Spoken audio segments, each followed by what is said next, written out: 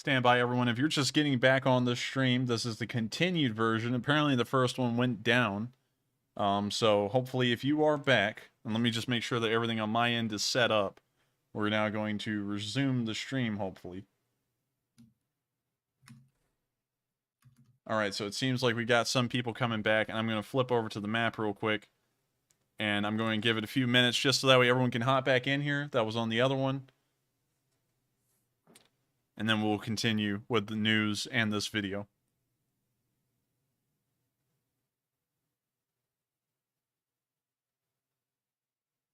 All right, so stand by, everyone. Just letting everyone know again, if you're in here, we apparently had some connectivity issues and some interruptions on the other stream, but we've now created another one. It's the continued version of the last one, and we're going to continue and round out all the super chats we had tonight and all the questions as well, and also this last bit of news.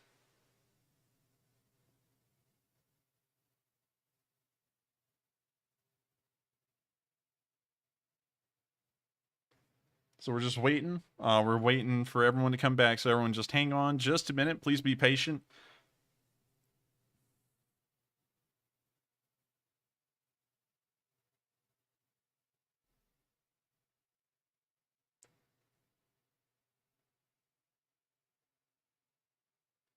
And once again, I'd like to say we're not entirely sure what is causing these issues. It's not an issue with the internet. We're not having an issue with the internet over here. And we're also not having an issue doing anything else. So I don't really know what's causing the streams to have these problems. It's really weird. But nonetheless, we will persevere. The news will go on like we are right now. And we're never going to stop. As long as we're able to broadcast and we're alive and breathing, the streams will go on as scheduled. So let's see. Not really sure how long it's going to take for everyone to migrate over from the other one, but we're going to give it a few more minutes, and we're going to continue pretty much the show at 11:40. So if everyone wants to just please be as patient as possible. I'm sorry that happened. Unfortunately, it looks like it's kind of out of our control because our internet is fine. It's apparently something outside of our internet. So, you know, please bear with us.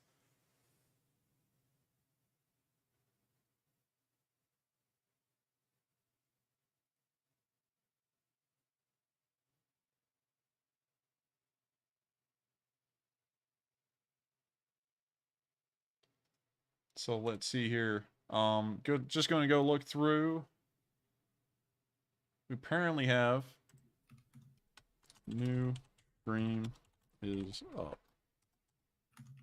Oh, so the live event's over. Unfortunately, I can't send any messages in the last stream because apparently the chat's already turned off with it.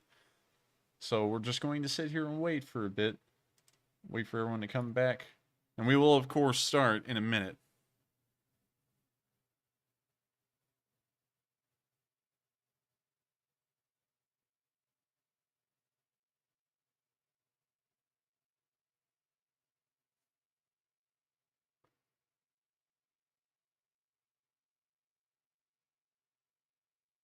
To answer Adam Larson's question while we're waiting, yes, we actually do have a Discord still. The link to the invite is in the description below on this stream as well. So if you would like to join the Discord, make sure to go check it out. We have about 3,000 members in there right now, and I bet a lot of y'all will probably have a pretty fun time.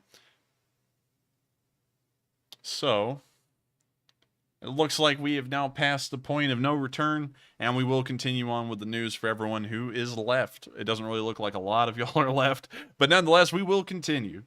So, as I was saying on the last stream, before I was so rudely interrupted, we can see here that the Russians are now playing anthems as the start of the school day here at most schools, and apparently this will go into effect for the entire country on September 1st. And so here's that video.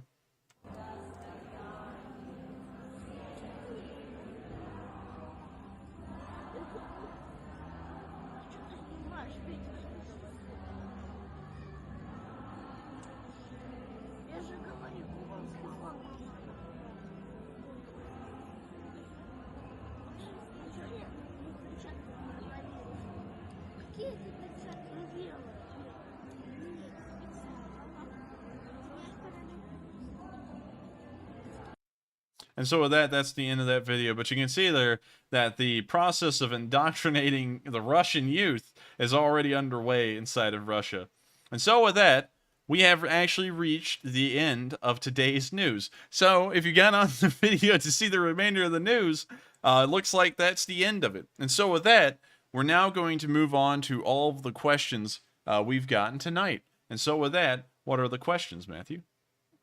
And I just got to quickly say that we're probably eventually going to check into Starlink and see how viable that option is, because the internet issues are just so frustrating. Y'all don't even know how frustrating this is to us to have to jump on a new stream.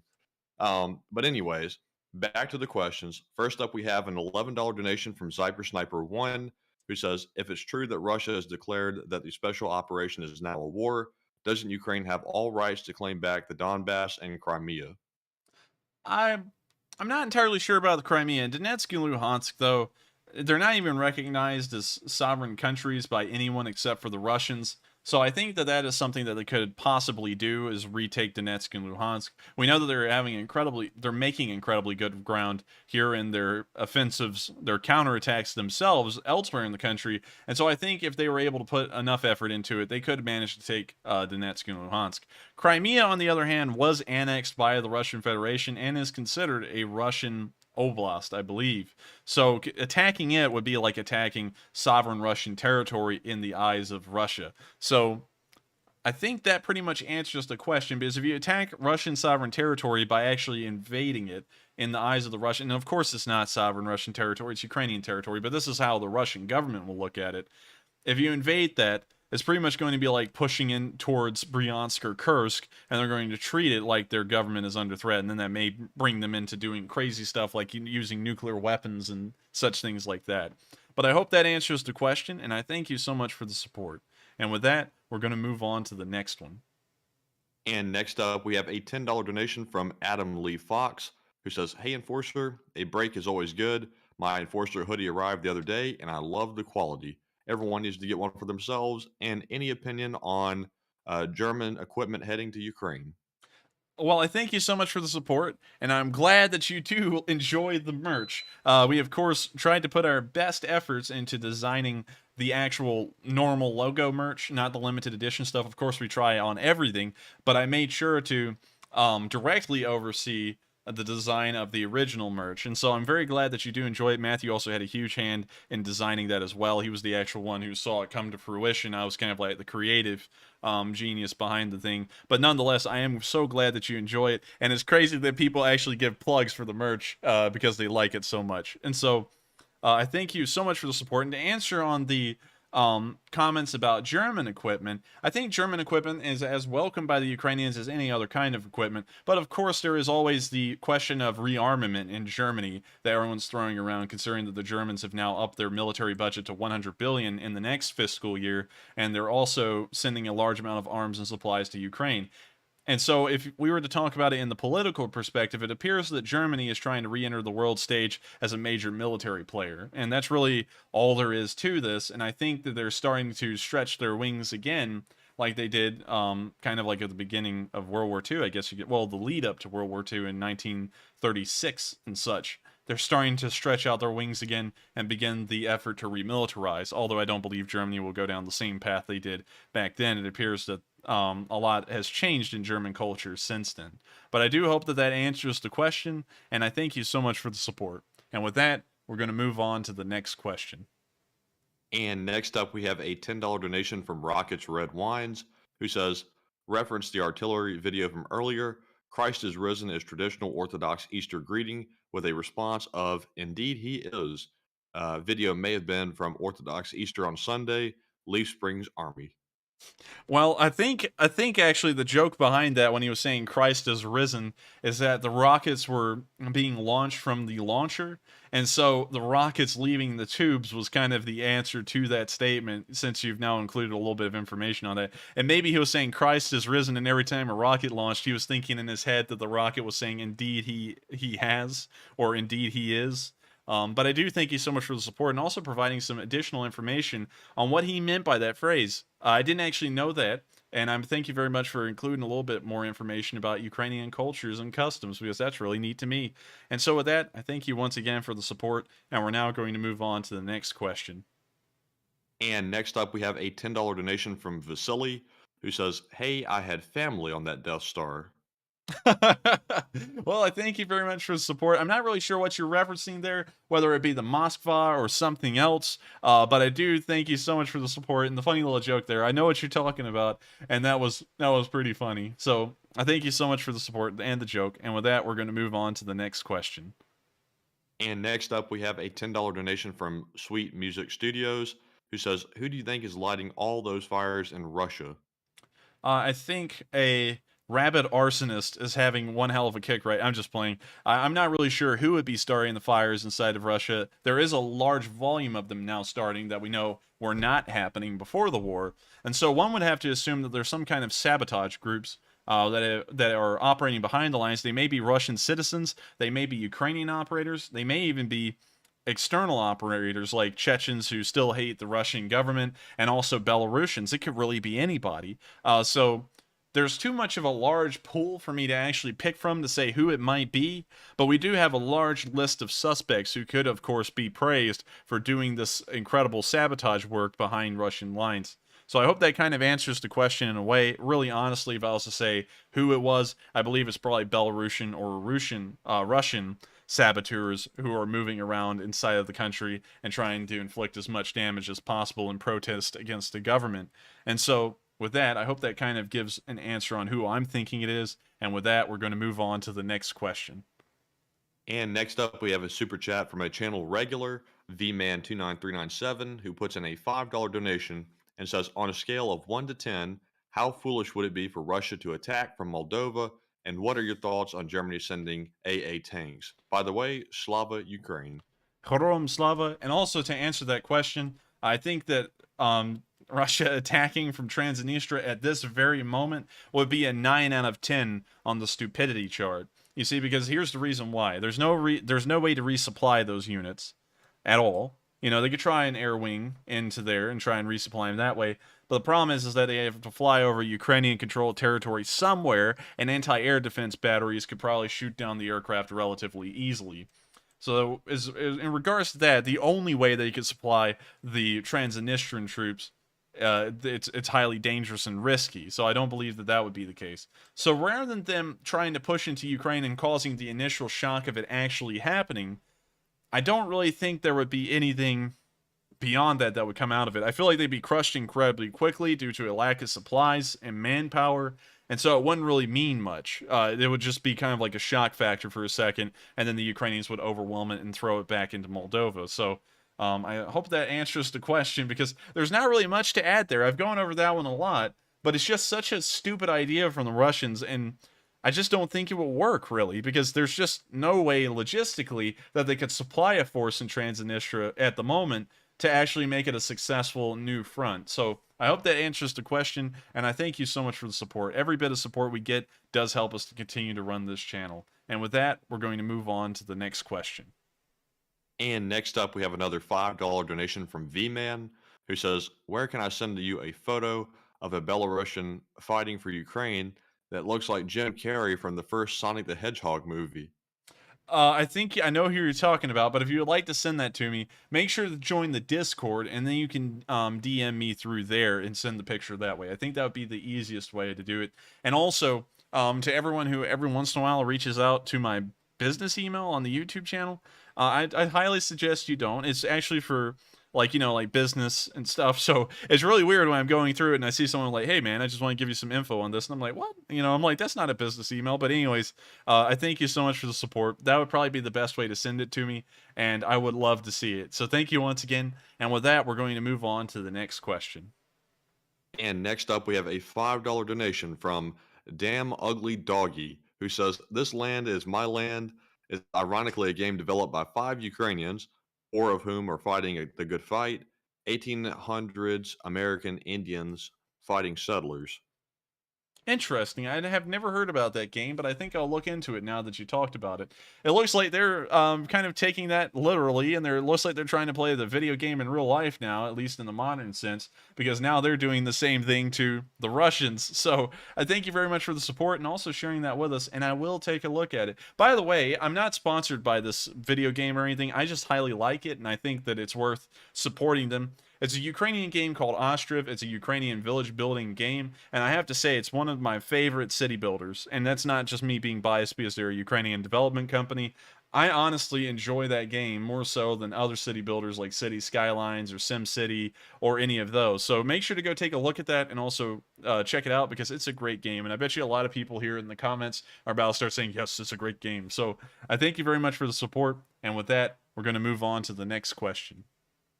And next up, we have a $20 donation from Bash Girl once again, who says, "The Enforcer, here's a little something for your internet headache. Again, thank you to yourself and Matt so much. Thank you for being professional and not using ugly, foul words. Me and hubby love your channel." Well, thank you so much for the support, and I'm glad that you do appreciate that I try and cut out cursing for a large part on this channel. That's something that a lot of people do these days, and I understand that the general modern trend is that cussing is kind of becoming more and more acceptable, and even for lower age brackets. But I don't really understand what they do in most sentences, because it doesn't really help convey the point any better, and usually it's trying to like it's kind of trying to fall into trying to make that impression that there's someone they're not, if you know what I mean. Like if you ever watch, I don't want to call anyone out because I don't want to create any drama or have people coming at me or anything, but if you watch a lot of the gun YouTube channels rather than Hitcock45, I will say I love Hitcock45. He never cusses in his videos. He just gets to the point, shows the guns. I like him. But there's some other YouTube channels out there that do gun content, and they have to cuss every other word, and I don't really get the point. It's just trying to look cool or something, or badass. I guess that's the best description. But really, honestly, it just kind of comes off as cringe because you really get the same point across without cussing. But, I'm me and other people are other people. But I do appreciate that you like how professional I try to stay. And so I thank you so much for the support. You actually supported us in the stream that was cut off just a minute ago. And I'm glad to see that you're supporting us again. Every bit of support does help out this channel a huge deal. And so I thank you very much for it. And so with that, we're now going to move on to the next question. And next up, we have a $10 donation from Bob A, who says, "Did I miss discussion on 9 missiles hitting Kremenchuk oil refinery and power station? This happened yesterday. Slava Ukraine." I don't think I've actually heard about that. Of course, my off day was yesterday, so I hardly looked at the news at all that day. But unfortunately, I have not heard about 9 cruise missiles hitting any kind of facilities in Kremenchuk whatsoever. So I will, of course, try and make sure to take a good look around the news and see if I can find something like that. And if that is something new that for some reason I have not been able to cover, I thank you very much for bringing that to my attention, and I will try and take a look at it. So with that, I just saw someone mention one of the YouTube channels I'm talking about in the chat. So with that, I'm not going to recognize who said what, but we're going to move on to the next question. And up next here, we have a $10 donation from Jay Bagwell, who says, "Thanks, Enforcer and Matt, for all you do. Regarding the train bridge being hit, U.S. Secretaries of State and Defense traveled into the country by train. Probably not a coincidence." Probably not a coincidence. It's probably trying to send a message that they're not safe there or they're not welcome there and they need to leave. But I think that the U.S. politicians, although of course because I live in the United States, I don't really have a high regard of many or any politicians here in the United States whatsoever. I think that may actually send a message to them and they may leave, unlike some of the other European diplomats who have entered the country from Poland and the Baltic states. But I'm not going to try and get too political or anything, but I'm just going to say a blanket statement. I don't hold any American politicians in high regard really at all, but with that, I hope that answers the question. I think that may be a message that they may pick up on and may run off at, or they may surprise me and they may stay for a little while longer. So I'll just wait and see as the days go by. Hopefully, I'm pleasantly surprised instead of seeing what I'm expecting. But thank you nonetheless. And with that, we're going to move on to the next question. And next up, we have a $5 donation from Maxi Mad, who says, "You're going to drive me crazy with the end of the tank. Debate that again." Wait a minute. What does he mean by that? So earlier when you with that, you want to debate it again. Okay, so here's the two schools of thinking right now that I've seen around the internet, at least, of about the tank. A lot of people are saying that the tank will kind of like emerge in a new form. This war is showing right now that the conventional tank designs are no longer effective and they're highly susceptible to being destroyed by incredibly cheap and mass-produced anti-tank weapon systems. And so a lot of people are thinking that the tank will come out of this war and there will be a new kind of theory of design on the tanks and that they'll try and wow, it looks like we're lagging again. Oh man, yeah, it says people are saying we're lagging. Can you still hear me? Uh yes, I can hear you perfectly fine, of course. You've got to be kidding me. Okay, somebody's saying no lag. Okay, Some someone's people are saying saying lag. let's check. I'm going to run a poll real quick. Is there lag? Question mark. Yes or no? Okay, people were saying it's just a small blip for a second. It looks Okay. like we're good still. All right, good, good. All right, so to answer the two schools of thought, I'm going to try and get through this a little bit quickly just in case if our time is limited here and for some reason we are being attacked by some outside power, screw them. But to answer the question, a lot of people are thinking that the tank will come out of this war in a new form. New tanks will be designed trying to implement new design theories revolving around what is going on in this war. Excuse me. The other idea is that the tank is going obsolete, and there's really no place for it anymore on the modern battlefield, and we're about to see it start getting phased out. We know that this is already in the school of thinking, as the United Kingdom has pretty much already said they're most likely going to get rid of most of their tank force, if not all of it, within the coming years. And the United States Marine Corps has already retired every single tank in their inventory. So I think out of the two schools of thinking, it's more going towards the latter, that tanks are obsolete and they're now going to phase them out of the battlefield. And so with that, I hope that answers the question, and I thank you very much for the support. And with that, we're going to move on to the next one. And next up, we have a $5 donation from Honest M, who says DPR just got a new shipment of 6-inch siege gun M1877 from Wish, 3-pack for $19.99. Well, I like the joke, and I do thank you very much for the support. Unfortunately, I haven't heard about that specific instance, but I will try and take a look around for it since you did bring it up. But I thank you so much for the joke. I like the jokes. They're funny. Keep them coming, y'all. And with that, we're going to move on to the next question. And next up, we have a $10 donation from Bob A, who says, with today's explosions in Moldova, should U.S. consider getting Moldova to allow U.S. troops to be stationed there to stop the Russian rumors about entering the country in the future? Slava Ukraine.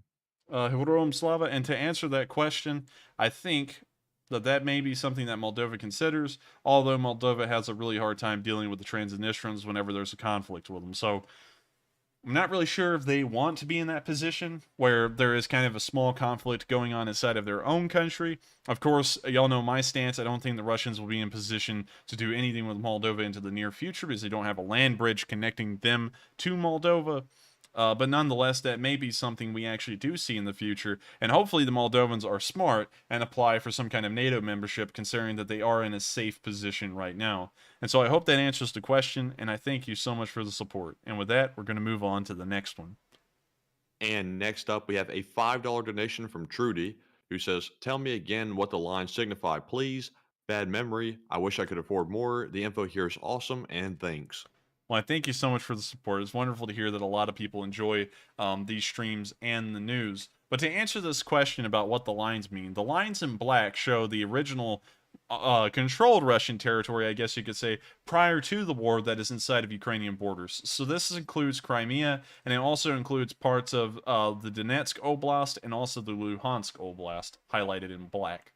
The red lines signify where the current Russian front line is. And so it kind of changes day to day based on what kind of information we can collect. We, of course, made two adjustments today, one here east of Kharkiv and one here near the town of Khersk, which shows that the Ukrainians actually control territory further east than I originally assumed. So that's what the red line represents. The blue field represents a city that is under consideration or threat of a naval invasion. That's been there literally since day one of the war, and it's never coalesced. So I don't think the Russians are actually planning on that anymore, but I'm still holding out that if the Russians ever get the opportunity, they certainly will try and launch a naval invasion somewhere around Odessa. And then finally, the blue lines, both of these blue lines, signify proposed NATO front lines of Finland is be considered a soft NATO member, not an actual member of the alliance, but a member in spirit. That's what that light blue line represents. And then the dark blue lines up here on the Norwegian-Russian border and also the Baltic border, as well as the Polish border, shows the NATO front lines as they are right now with the CSTO aligned countries, which is kind of like Russia's defensive alliance, much like NATO has. It's pretty much the United States' defensive alliance.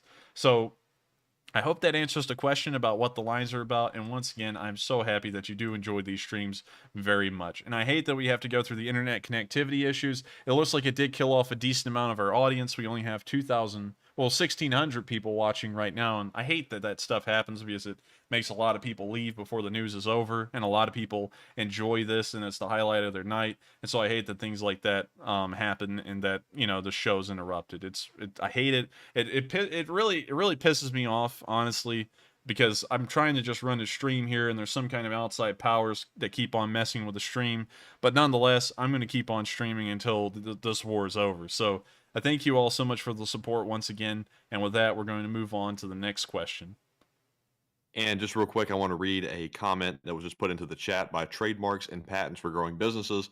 He says, Enforcer, I'm on the Starlink waiting list. I expect receipt in 2023.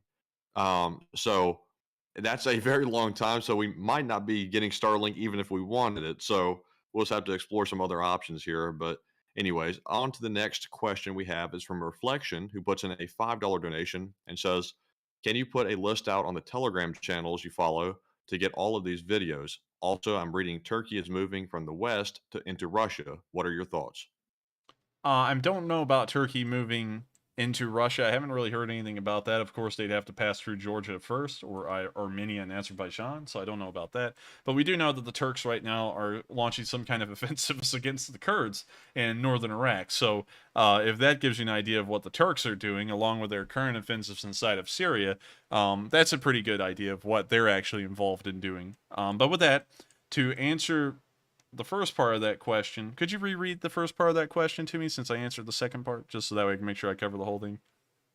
Let's see. The first part was about the Telegram channels you follow, and the second part was about Turkey moving from the west into Russia.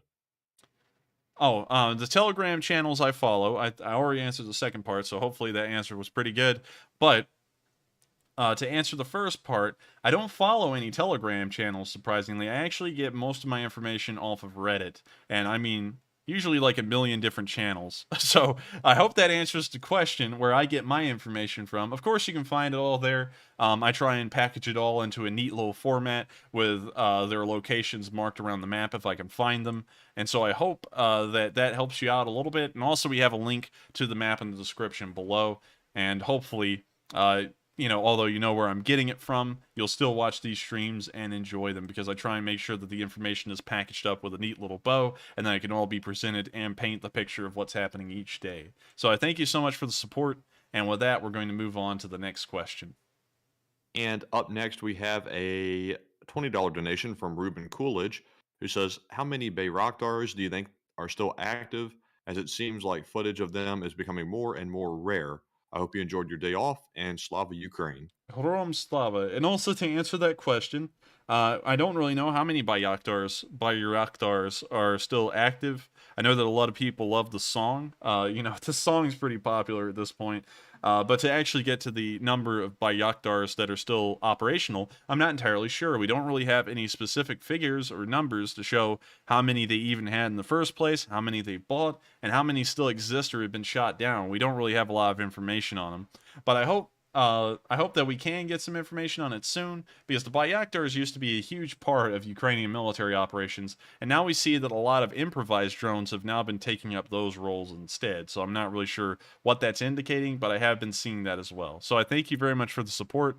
I hope that answers the question at least in some way, because it wasn't really a good answer, unfortunately, due to a lack of information, but I hope that it did answer it nonetheless. So thank you so much once again. And with that, we're going to move on to the next question. And next up, I want to recognize a few donations here without comments. We have a $4 donation from Pedal Juice. We have a $2 donation from Good Success. Let's see here. Just a moment. We also have a $20 donation from Tangen Bergiri, a $22 donation from Paolo Corradini, longtime channel supporter, and that is all of our donations without comments. Thank you very much to all of you for your support of the channel. As always, I repeat it all the time. Everybody's probably tired of hearing it, but it helps us run the channel. So next up here, we have a $12 donation from Zyper Sniper 1, who says, "Thanks, guys, for all the good info every day. Great work to you both, and hope the war is over very soon with a Ukraine victory, and Slava Ukraine." Hello, Slava, and I also hope it's over soon as well. It looks like the Ukrainians are actually managing to do impressively well. Of course, better than all the Western analysts thought. I kind of actually thought as well that the Russian offensive here in the south would be a bit of a struggle for the Ukrainians to deal with. But now it's been 7 days in the making. The Russians have supposedly been in an offensive for about a week now, and we can still see that with a supposed grand offensive that was supposed to be securing amazing ground here in the south, the Ukrainians are actually holding them and still pushing them back in most places. So I think that this war will come to an end eventually. I don't know when. We know that the Russians seem to be incredibly stubborn on the government side of things, and so it may go on for quite some while, many months perhaps. But I hope that answers the comment in a way, and of course, thank you so much for the support. And with that being said, we're going to move on to the next question. And next up, we have a $5 donation from James Lynn, who says, "Ammo depot just hit in Belgorod, Russia." I actually have been seeing that in the chats for a bit on the stream, and I, of course, will be taking a good look at it. We know that a helicopter raid was conducted on Belgorod about a week or two ago, where the Ukrainians managed to take out oil silos with helicopters, which was insane and was incredibly cool. So I can't wait to see if the information about the ammo depot being hit in Belgorod is true as well. So I thank you so much for the support, and I hope that addresses that comment in a way, because I will make sure to look into it and include it in tomorrow's news if it is the case. And so with that, I thank you so much for the support, and with that, we're going to move on to the next question. And up next, we have a $5 donation from Diffuse56, also a longtime channel supporter, who says, "I may have missed this if you discussed it, but what's your take on Putin trembling, hanging onto a table, and looking very ill?" Well, I think that's just the sickness of who he is finally getting to him.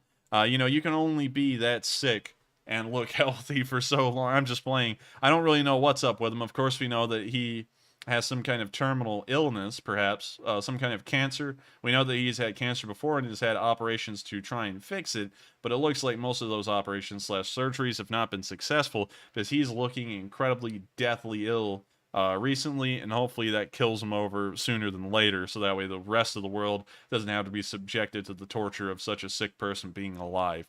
And so with that, I hope that answers the question in a way. And with that, thank you very much for the support, and we're going to move on to the next question. And also thank you for the support, Diffuse56. You've been around for a while. And next up, we have a $3 donation from Stacy Bashford, who says, "This will never work." I'm going to assume that they were referencing the Russian offensive. I would assume so too, and I have to entirely agree. This will never work. So I thank you very much for the support. I hope that addresses the comment. And with that, we're going to move on to the next question. And next up, we have a $2 super chat from Digital Bloodeka, who says, "Thank you, Enforcer and Matt, for working overtime." Well, I thank you so much for the support, and I'm glad that you do appreciate that sometimes we do things like marathon streams and such stuff like that just to make sure that we can provide as much news and information to the viewers as possible. And if things were missed, always go back and rectify them. Working before I did the stream, I actually worked at a supermarket a while ago, and what was weird to me is that when you're working there, you could care less about customer service, honestly. But when I get here, I want to make sure that if anyone's supporting this channel, that I thank them so much for it, because now the entire operations of the channel relies on people supporting us. I don't run ads, so I make no money off of AdSense. And so all the money that is ever made on this channel that keeps me running, it keeps me being able to do everything I need to do and budget for videos and future things, it's only supported through super chats. That's the only way this channel makes any kind of revenue to keep on going. And so it's crazy to me that we're able to do that, because at the beginning I was kind of scared. I was like, what if no one likes this stuff, and I have to run ads to make any kind of money to make sure that the channel will keep on going and I can keep on doing it without having to go and get a real job or something, and just quit the thing. And so I'm so glad that we get a load of support. It does, of course, help me to continue to run it, and that's kind of like the breakdown of how and why and all that. But I do thank you so much once again for the support. And with that being said, we're going to move on to the next question. And next up, we have a $5 donation from Sonia Blade, who says, "Keep up the great work, Enforcer Brothers." Well, I thank you so much for the support, and we are, of course, Enforcer Brothers. Of course, Matthew isn't called the Enforcer or an Enforcer of any kind, I don't think, right now, anywhere. He's just Matthew. He kind of has, like, his own role, and the role is just literally called Matthew. So he's kind of in a rank on his own. But thank you very much for the support. I'm glad that you do enjoy it. And also, I saw someone said, I worked at Piggly Wiggly. No, I did not work at Piggly Wiggly. I worked at Publix, which is much worse. So with that, we're going to move on to the next question. And next up, we have a $20 donation from MMC, who is a longtime channel supporter. They say, Ukraine has reportedly received M982 Excalibur high precision guided artillery shells at 68,000 apiece. Do you think this explains the precision?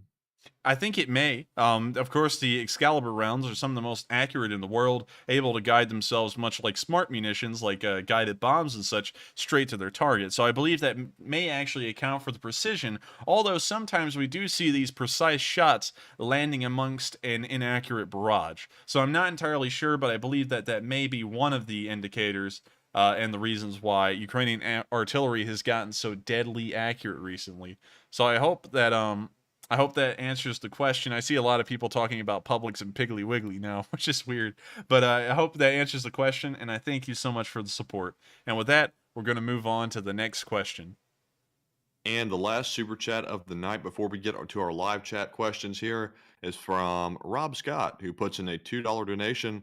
He says, "My cups and shirts are on the way." Well, I thank you so much for the support, and I'm glad that you are going to have an Enforcer shirt and a mug. I did get the shirt, the mug, and the phone case. I got the phone case on my phone right now, and it looks really nice. I'm pretty happy with it.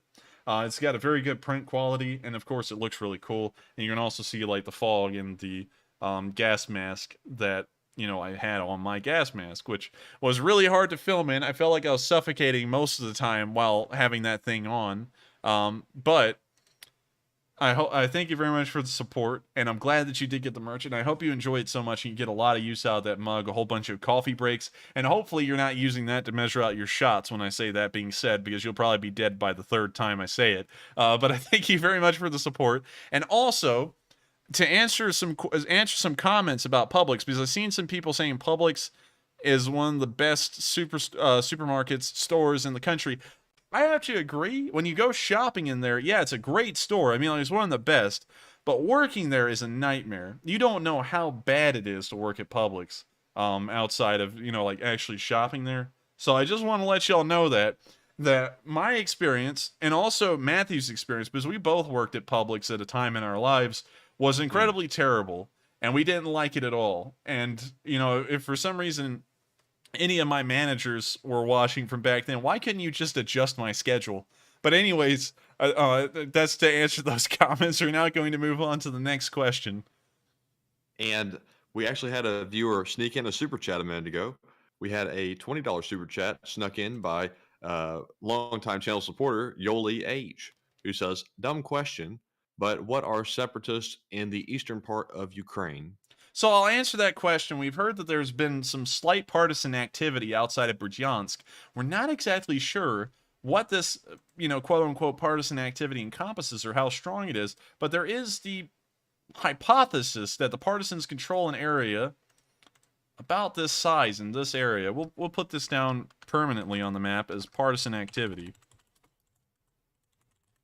And so it's claimed that the Russians have very little, if not no control over this area because it's filled with partisans, which is wild to me. And so we'll put that down as like this light pink area, I guess you could say, since it's not really controlled by the Russians. But then again, it isn't Russian-controlled territory, and there's no official Ukrainian forces there. So I hope that answers the question. And I thank you so much for the support. Of course, all the support we get helps run the channel. And with that, we're going to move on to the next question. So that's the last super chat. So now moving on to the live chat here. The first one we have is from DMC. He says, Enforcer, will you follow this war if it lasts over 6 months? Yes, I will. I made a promise at the beginning of the stream, and I don't care if there's only 500 people watching the stream in 6 months. I made a promise that I would carry on covering the news of this war every single day, and I'm going to make sure to cover every single day of this war until it ends. And so if it lasts for 6 months, a year, or 10 years, like the Syrian civil war has gone on, I'm going to cover it every single day I can. And so I thank you so much for the support, and I hope that answers, well, not the support, but the question, and I hope that answers it, because when I say something, it's going to be done. You know, I said the Enforcer shorts were coming a while ago on stream, and I finally got it out there today. There's a video in the making that will be out there too. And whenever I make a guarantee or say anything, you know, hell or high water, it will happen. So I hope that answers the question. And with that, we're going to move on to the next one. And next up, we have a comment from Akseli Korhonen, who says, Enforcer, do you think, as I do, that Mariupol was a trap for Putin? Azovstal is a fortress the Russian military planners seem to have overlooked.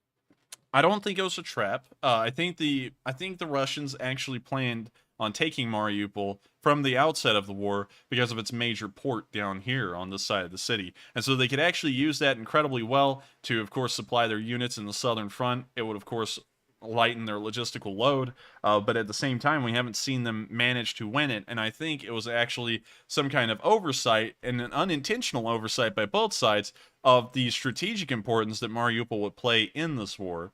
So I hope that answers the question, because I don't really think both sides were thinking about the Azovstal too much in its defensive abilities until Mariupol actually became besieged, and then the defenders were like, wow, you know, what a blessing. We actually have this perfectly fortified bunker in the Azovstal that's perfectly fine to use forever. So I hope that answers the question, and with that, we're going to move on to the next one. And just to answer a quick comment that I saw come in the live chat, somebody said, where are we going to be able to watch this upcoming video? And yes, it is going to be on YouTube. We still have quite a bit of work, if I'm being totally honest, on this video. So it's going to be a little while still. But it's going to be a good one. Trust me, it's going to be really good. It's a lot of work going into this first video. So we're setting the bar pretty high for our future videos. So that's a lot of work for us, but that's good news for all the viewers. So moving on to our next live chat question here, we have from Diane Nickfar, who says, Enforcer, I hope the ghost of Ukraine is still alive. Do you have any news on him? Uh, I don't really have any news on him, sadly. I don't really know if he even existed, because he just disappeared off the face of the earth, and so I think that it may have just been a hype story. But I'm not really sure about that either. But regardless whether he was a hype story or not, the Ghost of Kiev inspired people all around the world with the stories of his, you know, accomplishments and his bravery facing down the Russian Air Force. So unfortunately, I don't really have any news on him. But that's kind of like my answer. So I hope that answers it in a way, and we're going to move on to the next question. And next up here, we have a comment from Muskrat82, who is a longtime channel supporter. He says, Enforcer, how many times is NATO going to let Russia move the goalposts, so to say? I'm not really sure how many times they're going to allow them to move the goalpost, and I wish I could get a little bit more clarification as to what you mean. Because if you're talking about the war goals, they're going to let them move that post indefinitely, because they're going to keep on renegotiating their war goals with themselves and making them smaller and smaller in ambition. So they're never going to stop them doing that. If you're talking about the post with war crimes, as far as the war crimes they're committing, at least the category of them, they haven't expanded into new kinds of ways of killing civilians. So there's no goalpost moving there. So I'm not really sure exactly what goalpost you're talking about being moved, but that addresses those two and the aspects about both of them. So I hope that answers the question in a way, at least how I'm looking at it in my opinion. And so with that, we're going to move on to about 3 to 5 more questions, and then we're going to round out this part 2 stream for the night. And so what do we got, Matthew? So up next, we have a comment from James Carroll, who says, what do you think the real chances of World War III actually are? I think the chances are actually low. I'm not really exactly sure how to look at the situation, because at the beginning we thought that Putin was very unpredictable and that World War III would start soon, or a nuclear onslaught would start soon. But we're here 2 months later, still alive, no nuclear onslaught occurred. And so I don't really know if it would devolve into World War III. It feels like there's just a lot of name calling and threats being delivered on the part of the Russians to the West, is in the usual fashion, but that's not far from what happened in the Cold War either. So I think really this is a lot of saber rattling and gesturing, and I don't think it's really going to amount to anything. But then again, I could be entirely wrong because they could start missile attacks into the Baltics tomorrow, and then we would be in serious trouble because we would have to start mobilizing our military to get over there within days. So I hope that answers the question. And with that, we're going to move on to the next one. And next up is a comment from Henry M., who says, Enforcer, I believe I heard today that Sweden is now under the NATO umbrella starting today. Is that true or false? I haven't really heard a lot of information outside of Sweden to answer that well, outside of Ukraine to answer that question. So I'm not entirely sure if they're under the NATO umbrella or not. Usually, they were already considered under the NATO umbrella in the Cold War, because the Swedes pretty much had kind of like this untold friendship with the West that they did not have with the East, unlike Finland, which actually kind of played both sides a pretty good deal during the war. And I don't say played as in like a negative thing. I just say that they kind of, stayed a little friendly with the Russians and a little bit friendly with the West, but a little bit more friendly with the West. They were kind of like the Yugoslavia of the North, I guess you could say, in how they handled things diplomatically. But I hope that answers the question in a way with Sweden, because that's as far as my historical understanding of the relevance of Sweden along with the NATO allies is. And with that, we're going to move on to two more questions from the chat, and then we're going to wrap up the stream for the night. And so, what is the next question, Matthew? So next up, we have a question from George Saucington, who says, Enforcer, what are your thoughts on the Assistant Secretary of State threatening military action against China if they build a base in the Solomons? I think that's not really too far off base from what the United States has been claiming recently. Usually, we, of course, are always very militant about the Chinese doing the stupid stuff they're doing in the South China Sea. The Chinese, if none of y'all know, go out there with these large dredging ships and they literally dig up these massive islands. I'm not really sure if this is one of them. I don't think it is. I think that may be a natural one. But nonetheless, they go out here into the South China Sea with these massive dredging ships, and they dig up all the sand, and they just keep on dumping it, usually on like a coral reef or something, until it builds a small fake island. And then they claim that island as sovereign territory and try and declare that it's Chinese waters around that, island. And then they try and declare that the airspace above it is Chinese airspace. So if the Chinese are trying something around the Solomon Islands, which I believe, let me make sure I'm correct about the location of the Solomon Islands. Let me make sure. Okay, yep, they are right there. I thought they were. So to answer that, the Solomon Islands are here near Papua New Guinea. That's getting incredibly close to Australia, which is a huge Western ally. And so I believe that threat is probably serious, and it's something that the Chinese will most likely heed, because the United States is probably not going to stand for further eastern expansion of Chinese so-called territorial waters and airspace. So I hope that answers the question in a way, although I'm not really entirely well read on the situation over there with the Chinese, but that's kind of my assessment of the situation so far. So I hope that answers the question. And I thank you so much for asking it. It's an interesting one, although it's not really about the Ukraine war. But we may start delving into stuff like that in the future on videos. And so with that, we're going to move on to the last question of the night. We actually saw a super chat roll in, so we're going to answer the super chat, and then we're going to move on to the last question of the night, and then we're going to round out the stream. And so, what is the super chat, Matthew? So the super chat is an $8 super chat from Shoryu Chan, who says, did the Russians bring mobile cremation machines onto the battlefield in Ukraine, or is that made up? It's also kind of nice to see all the SEPs impacting Russia's military. Well, thank you so much for the support. I'm not exactly sure what you mean by SEPs.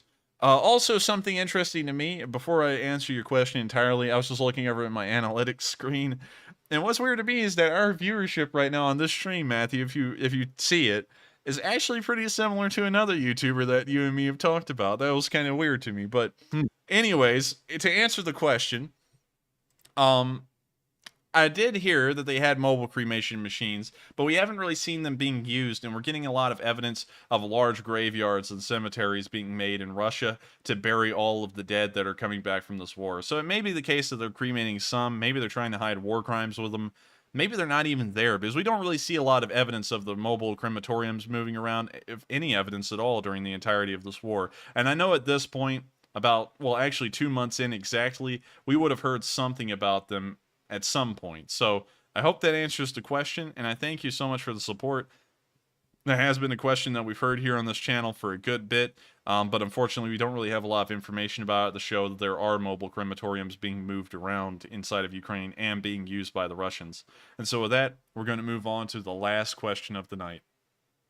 And the last question of the night goes to Mai Zhu Yang, who says, Enforcer, why don't the Ukraine troops attack heavily around or near the Kharkiv/Upper East area? Well, it looks like they are. We know that the Ukrainians have managed to retake 5 villages east of Kharkiv today, and so I think that is actually what they're doing. Of course, I don't want to go too far into Ukrainian battle plans and what I think their strategy is going to be, because that, of course, could be giving an advantage to anyone in Russia who's watching, and then they may relay that information, if they've never thought about it, to their Ministry of Defense, and then that would be very bad news for the Ukrainians, and things would start going south up there if I got it right. So I don't really want to talk about it too much, but it does look like, to make sure I got through that stutter, it does look like they are actually making ground up there, and that they're pushing that more than anywhere else on any part of the southeastern front.